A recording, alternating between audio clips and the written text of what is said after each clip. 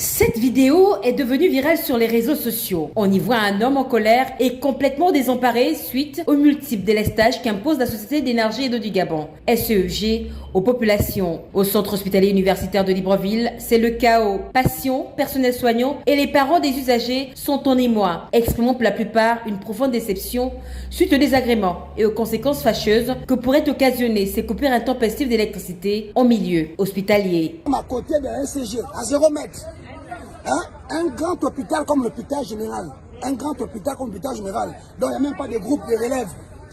Comme là, ceux qui vivent, ceux qui sont internés en réa, qui vivent sur oxygène, vont faire comment? Donc ils vont mourir.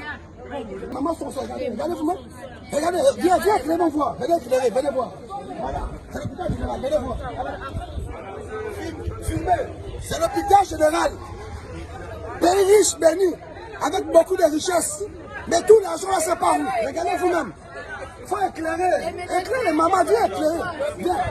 L'hôpital général est dans le noir. Il ne se passe plus un jour sans qu'on enregistre des délestages à foison. Les lieux jugés sensibles, stratégiques tels que les hôpitaux et les administrations ne sont pas épargnés. Un grand hôpital, vous êtes quand même le Gabon, un petit pays. Mais attends, l'argent n'a pas où c'est non.